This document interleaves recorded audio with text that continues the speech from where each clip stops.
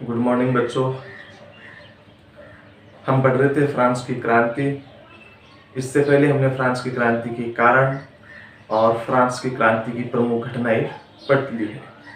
अब हम जो है वो आज जो पढ़ेंगे फ्रांस की क्रांति में महिलाओं का योगदान।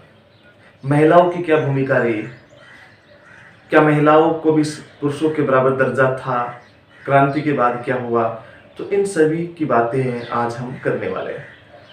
तो क्रांति से पहले जो है वो महिलाओं की स्थिति पुरुषों की तुलना में खराब थी।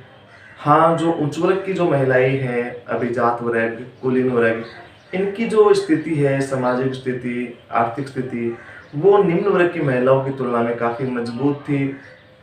उच्च वर्ग की महिलाएं जो है वो शिक्षा भी ग्रहण कर सकती थी, लेकिन जो निम्न वर्ग की महिलाएं हैं उनको शिक्षा ग्रहण नहीं कर सकती थी। वो खाना बनाना, खेतों में काम करना, बच्चों का पालन पोषण करना, कपड़ों की धुलाई, तो इस प्रकार के ये जो घरेलू कार्य है, खेती के कार्य है, वो कार्य महिलाएं करती थी। फ्रांस की क्रांति में महिलाओं ने बढ़ चढ़कर हिस्सा लिया। महिलाओं ने ही लुई 16वें और उनकी पत्नी, उनकी रानी मेरी आंतवानेत को वर्साई के महल से गिरफ्तार किया था। तो महिलाओं ने काफी महत्वपूर्ण भूमिका निभाई। 1791 ईस्वी में नया संविधान बना। महिलाओं को उस संविधान में मत देने का अधिकार नहीं दिया गया। पुरुषों के बराबर है, उनको समान दर्जा नहीं दिया गया। तो महिलाओं की लड़ाई लगातार चलती रही। महिलाओं को जो अलग अलग दल बने हुए थे, अलग अलग क्लब, अलग अलग गुट बने हुए थे, लगभग 60 दल थे महिलाओं के जो अपने हक के लिए आवाज उठा रही थी। उन 60 दलों में जो सबसे महत्वपूर्ण क्लब या दल था वो था the society of revolutionary and Republican women. तो ये इनका सबसे महत्वपूर्ण गुट था। कौन सा था? The society of revolutionary and Republican women था। कौन सा था? Republican women. तो ये महिलाओं का एक बड़ा गुट था, जिस गुट की मांग ये थी कि हमें भी पुरुषों के बराबर है वो दर्जा दिया जाए, पुरुषों के समान दर्जा दिया जाए। 1791 ईस्वी का नया संविधान बना है।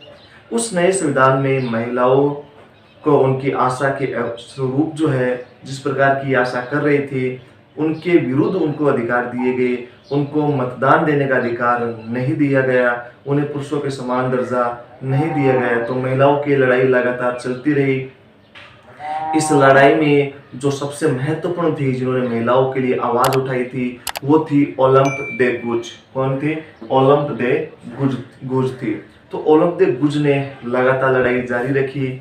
जब इनको मतदान देने का अधिकार नहीं दिया गया तो उन्होंने स्वयं का एक अलग से अधिकार घोषणा पत्र बनाया, महिला एवं नागरिक अधिकार घोषणा पत्र।